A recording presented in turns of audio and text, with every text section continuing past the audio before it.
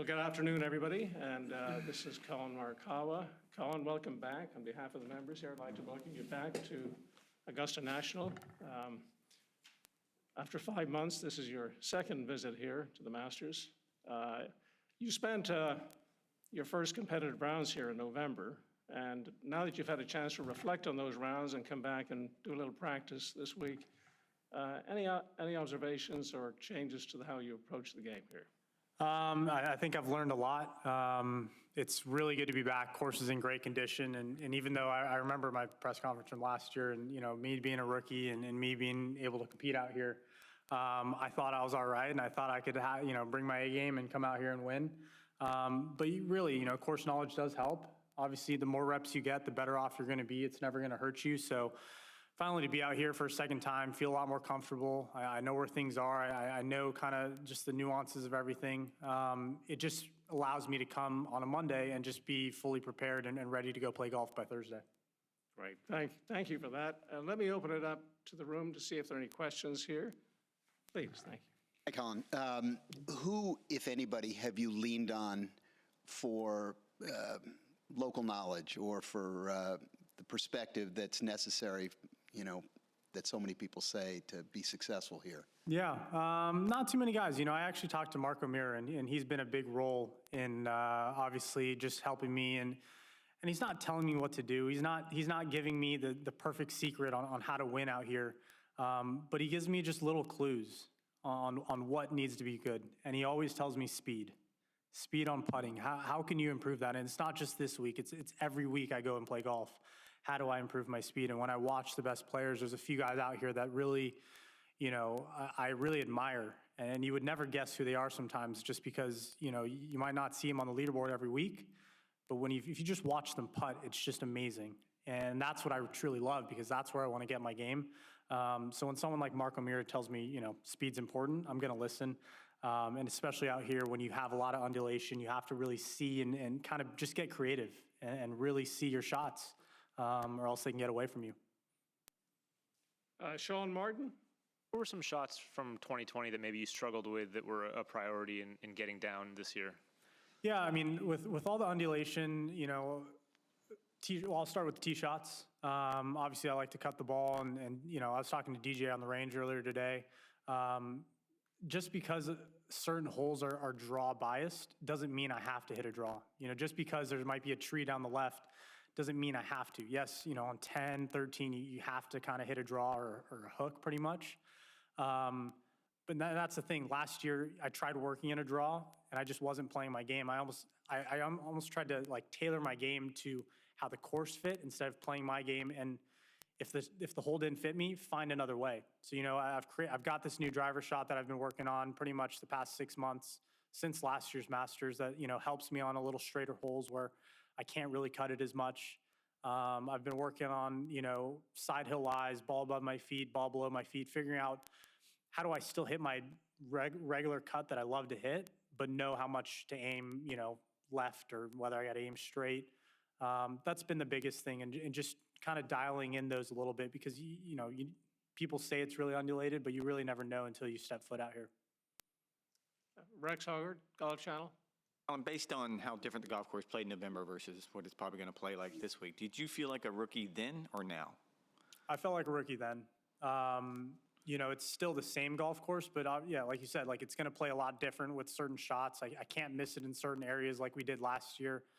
You're not going to see certain balls stop. I mean, I remember, I think someone I played with in the Sunday final round on 7 stopped their ball in the middle of that slope, in the middle of the green on the right. And that's not possible. It's never possible. I've never seen it. And that's why, you just kind of come out here on a Monday, and by Wednesday, you just kind of figure out what I need to do. But, line-wise, I think off the tees, everything are pretty similar. Daniel Moriarty. Collin, what will you take from that November, that first experience that'll help you this week? I think it's just more experience under my belt. There's a lot to take from and a lot to learn from last year. But I feel like this is a course I can still play really well at. I've got a lot of confidence. The game feels good. It's just being prepared. Out here, like I said, I think I was trying to play. I wasn't playing my game last November. because everyone talks about hitting a draw and everyone talks about, you got to work your right to left. And yeah, it helps. But, I've played on golf courses where it's not, where it doesn't fit a fade, and I've played all right. So, like, I know if I just get it in my head, stick to what I'm doing, that's what's going to give me the best chance to, hopefully win by Sunday. Got a question here that I'd like to ask that came in remotely, and that is, you made the transition very quickly from a successful college golfer to the Pro Tour. To what do you attribute that? A lot. Obviously, I've been able to put a really good team behind me, and that's where it kind of formulates from. But I think it all starts within myself and just a lot of belief. I think a lot of juniors, a lot of amateurs, they believe in themselves, but do they really fully believe that they can come out here on the PGA Tour, compete with these guys that, I've watched on TV my entire life? And I think that's one of the biggest things is that I stayed 4 years in college. I got my degree because I really used that last year to be as prepped as I could or as I can by the time I got out here. I didn't want to take time and slowly work my way. I wanted to be ready for when I got those starts and I got those opportunities, because you only get so many opportunities in life.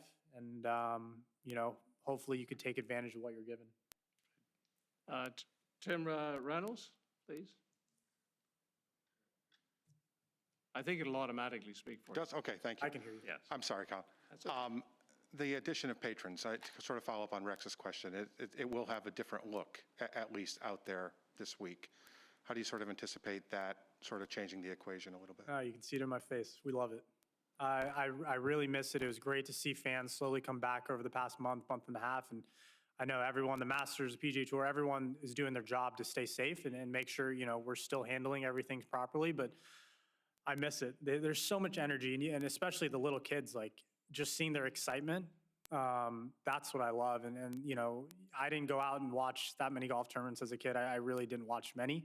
But the kids that are coming out here, the people that do miss golf, they enjoy the game because it's just what they love, and that's what we love as well. So yeah, it's definitely going to line some fairways differently, which is actually, I think, going to be nice. So we miss it, and we're truly happy they're back. Alan Blinder, New York Times. Georgia's having a pretty intense debate over this new elections law you might have heard about, and baseball intervened last week. Some people have said they want to see golf do something. Do you think golf should get involved in this or just stay away? No, I don't think the way you said that, I don't think we're stepping out of our way to block it out and forget about it. This voter stuff and voters for American citizens is very important. I think that's the topic that we should all be talking about. We shouldn't be talking about whether we're here or not. The Masters, the PGA Tour, we do such a good job, and we're trying to help communities out, and I think that's our main focus for the week. But overall, the topic of voter rights and all that should be the topic that we talk about, not if we're here playing golf. We're trying to do our best to help out communities and obviously give back to what we're doing for the week. And that's, our ability to travel around the entire world and around the U.S. And give back and give opportunities. Like I said earlier, those opportunities are really important. Yeah.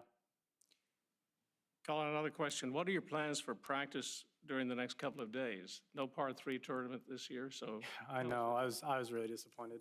I really wanted to play that. Or maybe my girlfriend did. Yeah.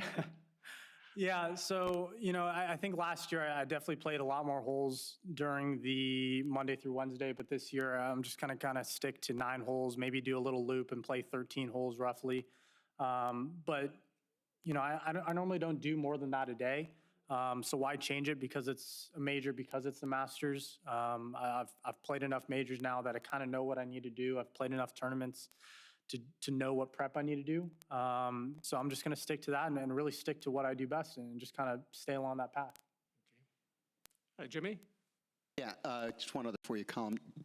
Growing up, was there a Masters memory for you as a fan, watching on TV, something that stands out that you remember being excited about? Just wanted to come out here and play the Masters. I think there's so many shots and so many memories that you have as a kid. But to be honest, watching Tiger, I was in college. 2 years ago. Watching Tiger, I remember all of us were sitting on the couch just cheering him on. That's probably the most memorable because I was able to actually see what that was like. You know, as a 10-year-old, I have memories, but I don't remember that much and remember that excitement and joy. But there was actually, you know, there was true emotion when you saw that happen 2 years ago. And I think we all felt that. So that you know, yeah, it brings back emotion as well. Well, Collin, I think I'm going to wrap this up. And on behalf of all of us, I wish you every success this week, good practice, and good success in the competitive rounds. Wonderful. Thank you so much. Thanks, guys. Thank you all.